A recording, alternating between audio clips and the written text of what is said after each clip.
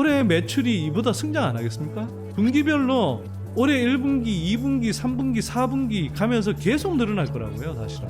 일단은 전기차를 만들어야 되니까 지금 누가 칼자루를 쥐고 있냐는 거냐면 양극재 업체들 갖고 있고 배터리 업체들 갖고 있는 거예요. 배터리 판가는 차량 판가와 연동되지 않음. 근데 이게 아까 제가 말씀드렸잖아요. 아직 하이니켈 생산이 본격화되지도 않았다니까요. 근데 벌써 탄산 리튬보다 수산 리튬 수입량이 2배 이상 많아졌어요, 지난해 기준으로. 굉장히 악의적인 상상력을 펼치면서 가정법을 거듭한 애널리스트 리포트를 쓰고 나니까 욕 좀 먹어야 된다고 저는 생각합니다. 삼성증권 리포트는.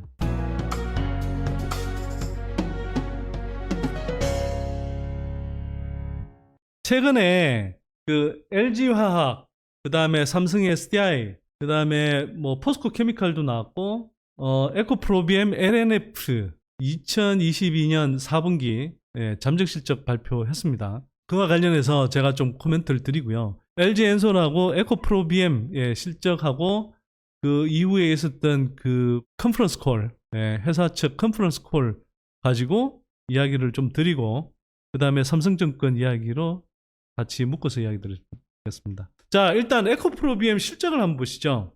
1월 26일 날 잠정 실적 발표가 됐는데요.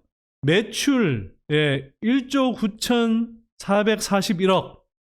근데 예상치가 이건 이제 뭐 증권가들 이제 컨센이었는데 1조 8,355억이었고, 영업이익은 970억인데 예상치 1,400억에 비해서 상당히 많이 빠졌죠. 매출은 컨센서스를 초과했고, 그 다음에 영업이익은 사실은 예상치보다 상당히 저조하게 나왔습니다. 뭐 이유는 여러 가지가 있겠죠. 근데 이게 뭐 지금 잠정 실적이 아닌 뭐 결산 실적을 발표한 상황은 아니기 때문에 저희가 자세한 내막은 알 수 없으나, 일단 영업이익은 뭐 직원 예를 들어서 뭐 연말 상여금이라든지 이런 등등 장사 엄청 잘 됐으니까요. 지난해 3배, 3점 몇 배가 성장했다니까요, 지난해. 상여금을 당연히 줬어야 되겠죠. 뭐 주고 그 다음에 이런저런 일회성 비용이 아마 발생했을 거라고 예상이 되고요. 2022년 3분기까지는 환율이 되게 좋았잖아요. 즉 1달러당 막 1,400원 막 이랬으니까 뭐 1억 달러 수출을 하면 그게 1,400억으로 표시가 됐단 말이에요. 그러면 그건 매출도 올라가지만 영업이익이 확실히 좋아지죠. 그런데 이게 이제 환율이 떨어지면서 1달러당 예를 들어서 1,200원으로 계산하기 편하게 1,200원으로 떨어졌다고 치면 이게 이제 1억 달러 수출해도 이게 1,200억으로 계산되는 거예요. 그럼 매출도 줄고 영업이익은 더 가파르게 사실 줄는 거죠. 환율 효과가 축소된 영향이 상당 부분 있을 거고, 한편으로는 아까 말씀드렸던 직원 상여금 같은 일회성 비용 이런 것들이 아마 이제 작용을 했을 거다 이렇게 생각이 드는데, 근데 이제 중요한 건 이거라고 저는 봐요. 저는 오히려 매출액을 봐야 된다고 생각하는데, 매출액이 1조 9,441억이라고요, 여러분. 2021년 4분기에, 즉 1년 전에 5,039억이었어요. 4배가 성장했습니다, 여러분. 1년 만에 분기 실적이. 이게 5,039억, 6,625억, 그 다음에 1조 1,871억에서 3분기에 1조 5,632억, 그 다음에 4분기 1조 9,441억 이렇게 올라왔다고요. 근데 이렇게 되는 지난 1년여 동안 에코프로비엠 주가는 오히려 빠졌다고요, 여러분. 그래서 여러분들 주식 투자를 진득하게 못하는 사람들, 이런 사람들은 야, 봐, 주식시장은 안 움직여, 실적대로 움직이는 게 아니야. 그런 사람 중에 얼마나 부자가 많이 나오는지 한번 보세요, 여러분. 제가 장담하는데요, 그런 사람들 중에 진짜 부자 된 사람 드물어요. 그런데 거꾸로, 야, 그러면 지난해 3배나 오르는 동안 시장 상황이 안 좋다는 이유로 못 올랐는데, 그러면 올해도 100% 성장해. 그럼 안 오를까, 설마?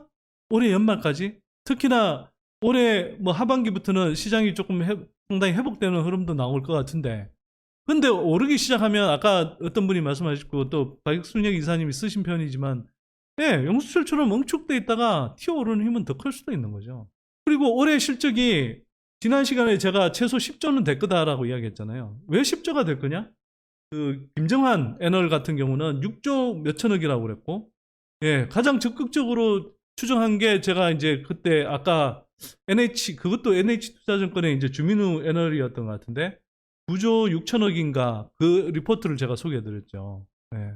그나마 그게 제일 제가 볼 때는 현실감 있게 추정한 건데 지난해 4분기에 1조 9천억의 매출을 달성했는데 그리고 지금까지 이렇게 추세가 계속 우상향했잖아요.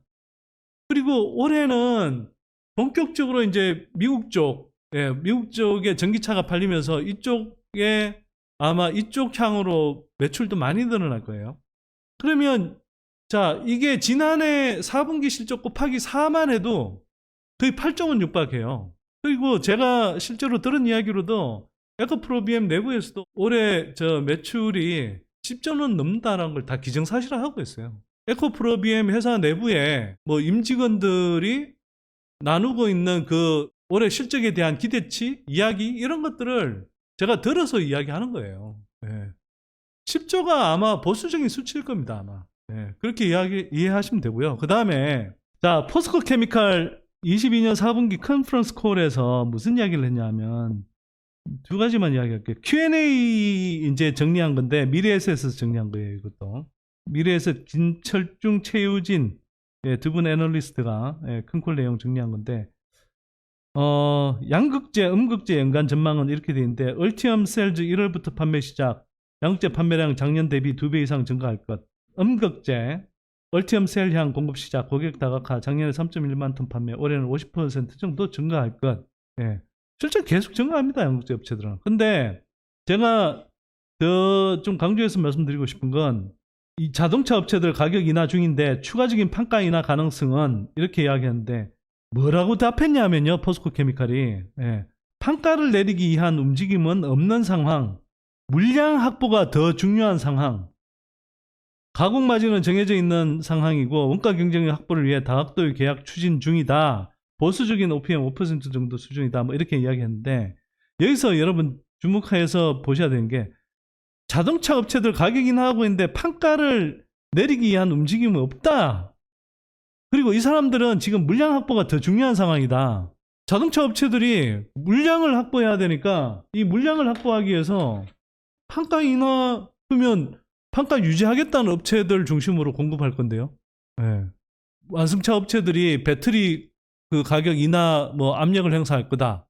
또 배터리 업체들은 뭐 양극재 뭐 가격 인하 압박을 할 거다. 뭐 이런 식의 이야기를 하는데 칼자루를 누가 쥐고 있는지를 잘 생각해 보셔야 된다니까요. 네. 또 하나 제가 보여드리면 뭐 LG 엔솔 사업 전략 및 시장 전망이라는 게 있어서 이거 한번 조금 말씀을 드려볼게요. 하나증권의 김록호, 김현수 애널 두 분이 뭐 정리한 내용인데요. 사업 전략 및 시장 전망이 이렇게 되어 있습니다. 글로벌 자동차 판매 전망치 하향 불구하고 2023년 전기차 판매량 YOY 20% 증가 예상한다. 이에 따라 2023년 배터리 시장 규모는 YOY 33% 증가한 890GWh 예상한다. 특히 북미 시장 성장폭 클 것으로 예상하는데 YOY 60% 중후반. 네. 네, 북미 시장 60% 중후반 성장한답니다. 60% 여러분. 근데 제가 볼 때는요. 이거 진짜 보수적으로 이야기하는 거예요. 올해 북미 시장은 전기차 판매량이 90% 성장할 거거든요. 아니 이건 뭐 기정사실화해서 말할 수 없지만 90% 이상 아마 성장할 것으로 추정이 됩니다. 북미 시장의 배터리 성장 속도는 지금 보세요. 예. 그 북미 시장 성장폭 클 것으로 예상하면서 YY 60% 중후반 이렇게 이야기했잖아요. 그러면 전기차가 90% 성장하는데 기본적으로 배터리 탑재 용량이 훨씬 크단 말이에요. 전기차가 90% 성장한 배터리는 120%, 130% 성장할 수도 있어요, 사실은. 이게 LG가 공급할 수 있는 사실 배터리 물량도 아마 지금 회사가 이야기하고 보수적으로 이야기하는 것보다 사실은 훨씬 높을 가능성이 높습니다. 네. 캐파는 참고로 2022년 기준 200GWh인데 2023년 가면 300GWh 목표고요. 네. 그 다음에 연간 캐파 증가분 100GWh 중 약 40%는 북미다. 네. 2022년 말 기준 수주잔고 약 385조 원. 22년 3분기 기준으로 수주잔고가 350조였는데 이게 385조로 35조 원 증가했네요. 매출 성장 대비 가파른 수주 증가세를 보이고 있다. 이렇게 되어 있습니다. 그래서 2023년 매출 YOY 25에서 30% 증가, 카펙스 YOY 50% 이상 증가 목표다. 이렇게 이제 되어 있고요. 그 다음에 여기서도 보세요. 중점 추진 계획, 하이니켈 양극재, 실리콘 음극재, 원통형 신규 폼팩터, LFP 등 맞춤형 제품 개발. 네. 이거 되게 중요한 이야기예요, 여러분. 하이니켈 양극재, 양극재 중에서도 하이니켈 양극재로 간다 이거고요. 실리콘 음극재는 기존의 음극재는 흑연 음극재잖아요. 그러면 이걸 흑연 음극재를 주로 쓰다가 실리콘 음극재를 쓰겠다라는 겁니다. 원통형 신규 폼팩터, 원통형 배터리 늘린다는 거고요. 그래서 원통형 제품 비중이 점점 높아진다. 그러면 그 다음에 LFP라는 것은 굳이 LG가 안 만들어도 되는데, 뭐 중국에서 이제 LFP 공세를 하니까 우리도 맞춤형으로 LFP 같은 경우 저가 모델들에 들어갈 수 있도록 그냥 일부 생산하겠다 이 이야기 하는 겁니다. 자, 그 다음에 제가 이 이야기 드릴게요. 고객사 판가 인하에 따른 PQ 변화가 있느냐? 거기에 대해서 LG 엔솔 답변이 고객사 판매량은 점진적 회복 예상을 한다. 원형전지 연간 매출 계획 변동이 없다. 그리고 차량 가격 인하한다고 해서 배터리 판가 인하 안 한다니까요. 배터리 업체들이 칼자루를 쥐고 있어서 우리가 그냥 우리 판가 그대로 그냥 정해진 대로 판다고 이야기하고 있는 거거든요. LG 엔솔도 이렇게 이야기하고 포스코 케미컬도 거꾸로 우리 그대로 그냥 판다. 걔네들 뭐 물량 확보하는 게 더 급급하지 우리 보고 지금 가격 깎아달라는 소리 못한다 이 이야기 하고 있는 거잖아요. 그런데 국내 증권사들 계속 무슨 뭐 판매량 줄어들면은 뭐 판가 인하 압박이 들어올 거다 뭐 이런 이야기 하는데 우리가 물론 이게 한국 증권사들이 저 시장 구조를 잘 이해 못해서인 부분도 있을 수 있고요. 근데 또 한편으로는 국내 대기업들이 맨날 큰 기업이 작은 기업들 뭐 단가 인하하고 이런 것들이 거의 뭐 상식화돼 있다시피 하니까 글로벌 시장에서도 똑같이 지금 대기업이 중소기업들한테 갑질하듯이 단가 인하 압력 넣는 것이 아마 반복되지 않을까 이런 식으로 아마 생각하는 것 같은데요. 그게 그렇게 쉽게 안 일어나는 지금 시장 구조예요, 이게. 이미 뭐 어느 정도 설명이 됐지만 이거 한번 보시죠. 제가 보기에는 삼성증권이 뭐 박소영 이사님 있을 때도 이야기했죠. 차이나 2차전지 ETF 뭐 이런 것들을 뭐 펀드를 팔아서 그런지 모르겠는데, 이거는 제가 볼 때는요, 증권사 리포트라고 하기에는 정말 매우 심각한, 정말 논리적인 정합성도 없고, 그 다음에 구체적인 근거도 없이 정말 어떻게 하면 흠집 내볼까 소설 쓰고 있는 거예요, 진짜로. 매우 악의적인 또는 악질적인 리포트다라고 저는 생각합니다. 자, 왜 그런지 한번 보시죠. 일단 2차전지 범프 경고의 현실화. 범프라는 거는 이제 갑자기 쿵 이렇게 막 울퉁불퉁한 데서 이제 장애가 생긴다는 거죠. 그래서 이 사람들이 왜 최근에 이 리포트를 새로 냈냐면 2개월 전에 2023년 2차전지 산업 연간 전망 보고서를 낸 이후 한국 2차전지는 평균 18% 주가 조정을 경험하고 있고, 우리가 우려했던 여러 가지 변수들 중에서 현재까지 어떤 것이 시장에 반영됐고 무엇이 그때와 달라진지 살펴볼 필요가 있음 뭐 이렇게 돼 있잖아요. 증권사 리포트 중에 뭐 웬만한 섹터를 뭐 뉴트럴로 하향 뭐 이런 식으로 안 하거든요. 지난해 가장 가파르게 실적이 성장했고 올해도 가장 가파르게 실적이 성장하는 섹터를 뉴트럴로 하향한다고요? 이거는요, 제가 볼 때는 그냥 정신 나간 마인드가 아니면 이런 식으로 표현할 수가 없어요, 이거는. 그래서 저는 삼성증권에다가 정말 요구하고요. 그 다음에 원하면 이 자리에 나와서 진짜 반론을 저희 선대인 TV를 통해서 반론을 제공할 용의도 있으니까 정말 이 방송 혹시 보시면 나와서 진짜 반론 좀 하라고 그러세요. 뭐 우리가 생각했던 투자 환경 요인보다 더 비우적으로 바뀌고 있음. 이에 따라 단기간 시장 대비 언더퍼폼 할 수도 있는 리스크를 감안해 투자 의견 하향 조정이 불가피. 아니 자기네들이 계속 2차전지 안 좋다 이런 식으로 이야기하니까 수급 불안이 생길 수도 있는 거지. 그러면 아니 수급 불안 때문에 다 의견을 하향 조정하나요? 그렇게 따지면 반도체나 지난 1년 동안 수급이 다 망가졌는데 그나마 가장 생생하게 수급이 살아있었던 게 2차 전지인데 가장 최근까지. 그러면 그 수급 다 망가진 반도체부터 해서 다 그걸 이런 식으로 투자 의견을 하향 조정했나요? 상식적으로 말이 안 되잖아요. 그러니까. 네. 그 다음에 판가 불안 이야기 했죠. 네. 보세요. 지난해 11월까지 2년간 1000% 상승했던 리튬 가격이 12월에 16% 하락했고 23년 들어 추세적인 하락으로 이어지는 경우 22년과 달리 리튬 구매에 단기간 보수적으로 대응할 것이고 원가 연동이 작용하는 한국제 양극재와 셀 업체들은 특정 시기 실적 부담이 우려됨. 주가는 1월 선행에 반영할 가능성. 이게 진짜 바보 같은 이야기인 게요. 한번 생각해 보세요. P라는 게 원재료 가격에 예를 들어서 연동되게는 되어 있습니다. 그러면 그 사이에서 웬만큼 일정한 마진을 취하는 구조가 되어 있거든요. 그렇기 때문에 사실은 리튬 가격이 오른다고 해도 막 양극재 업체들 조금 좋아지긴 했으나 확 좋아진 게 아니었고 거꾸로 마진폭이 확 좋아진 게 아니었고 지금 떨어진다고 해서 이게 양극재 업체들이나 배터리 업체들 그 마진폭이 줄지가 않아요. 아까도 말씀드렸잖아요. 제가 LG, 엔솔, 그 다음에 포스코 케미칼 두 개의 그 컨퍼런스 콜에서의 코멘트를 그대로 일부러 소개해드린 거거든요. 판가에 영향 없다잖아요. 지금 리튬 가격 그러면 이게 탄산 리튬하고 수산화 리튬 가격인데 탄산 리튬 가격이 더 가파르게 떨어졌고요. 수산화 리튬 가격은 덜 떨어졌어요. 상대적으로. 네.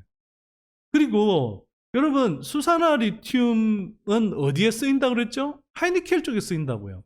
국내 탄산 리튬하고 수산화 리튬 수입 추이를 한번 보시면 예전에는 탄산 리튬 이 주황색이 훨씬 많았다고요. 상대적으로. 네. 물론 뭐 수입량 규모 자체가 그렇게 크지는 않았지만 근데 최근으로 오면서 보세요. 여러분 지금 급격하게 수산화 리튬 수입이 어마어마하게 많아지고 있죠. 네.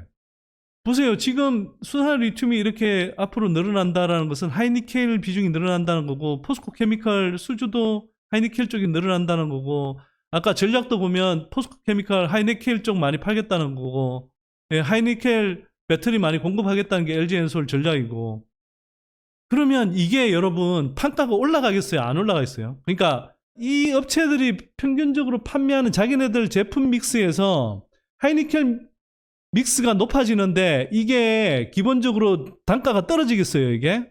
예, 삼성전자에서 뭐라고 하냐면 판가 불안하다. P. 예, 오직 근거는 뭐냐? 예, 탄산 리튬 지금 글로벌 가격이 떨어지고 있다. 이거요.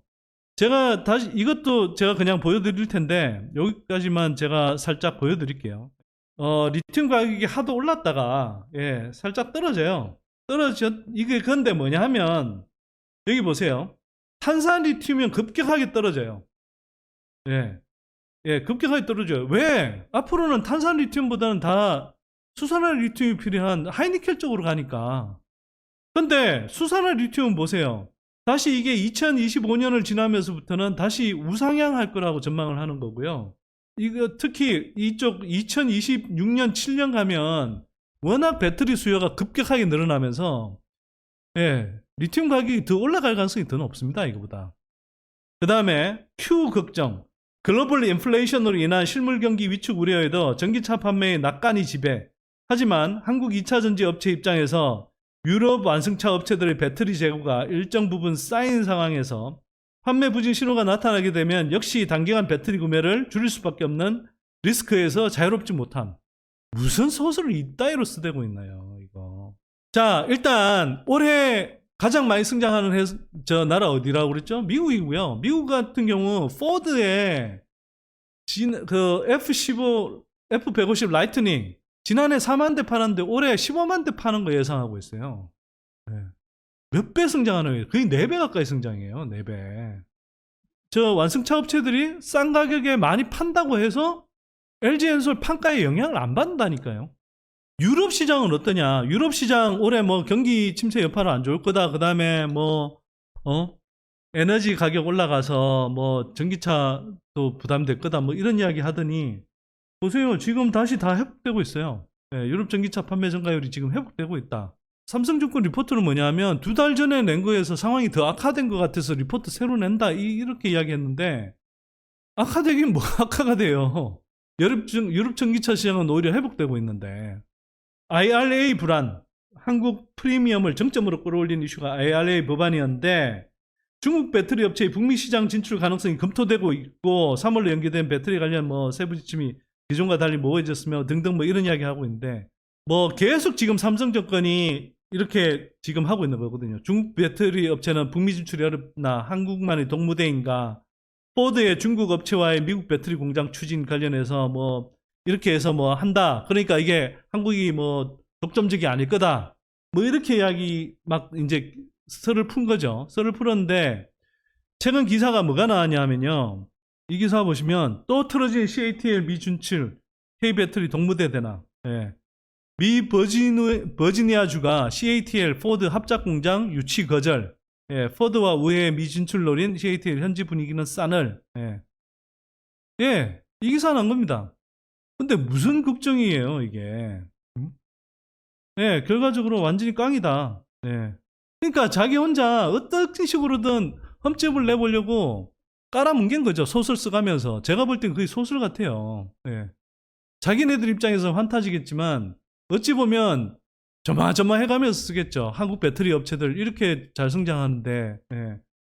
브리티시 볼트가 결국은 최종 파산했죠. 예, 최종 부도났습니다. 예, 그래서 그게 사실은 브리티시향 수주를 받았던 뭐 하나기술이나 CIS 같은 장비 업체들한테는 단기적으로 좀 안 좋은 뭐 악재라고 볼 수 있는데 그러나 거꾸로 보면 이런 코멘트가 가능한 거예요. 이게 키움증권의 스팟노트 그 코멘트인데 이 내용을 한번 보시면 일단 브리티시 볼트가 자금난 견디지 못하고 파산 절차에 들어갔다라는 것이고 중국 업체들 같은 경우도 유럽 내 점유율 확대에 단기적으로 제한될 것으로 예상된다. 일단 해외 투자 경험이 부족하고 정치적 리스크, 유럽도 지금 중국을 상대적으로 견제하는 편이거든요. 그 다음에 현지 환경 규제라든지 레퍼런스 이런 것들 때문에 중국 업체들 진입도 쉽지 않다. 예. 그래서 실제로 뭐 유럽 내 공장 건설 및 운영과 관련해서 예, 독일 연방경찰이 CATL 공장을 이민법 위반 혐의로 수색했고 뭐 등등 이런 지정 조치를 내렸고요. 그래서 유럽 시장은 지금 2035년 이후에 내연기관 자동차 판매를 금지할 예정인 만큼 예상된 정설 스케줄 및 수율 안정화가 지연될 경우 기술력과 레퍼런스를 보유한 국내 업체들 확고한 위상을 차지할 가능성이 높다. 이 이야기를 하는 겁니다. 그리고 유럽 원자재법 가이드라인이 발표가 예상되는 건데 여기서도 역내에 생산되는 소재를 주로 사용할 거고 그래서 지금 현재 유럽에 진출해 있는 SKIE 테크놀로지, 에코프로 BM, 일진 머티리얼스, SKC 동아기업 뿐만 아니라 LG 엔솔, SK온 뭐 이런 업체들이 수혜를 받을 가능성이 높다. 이 이야기 하는 겁니다, 이거. 근데 뭐 한국 업체가 뭐가 위험하고요. 굉장히 악의적인 상상력을 펼치면서 가정법을 거듭한 애널리스트 리포트를 쓰고 나니까 하여튼 욕 좀 먹어야 된다고 저는 생각합니다. 삼성증권 리포트는.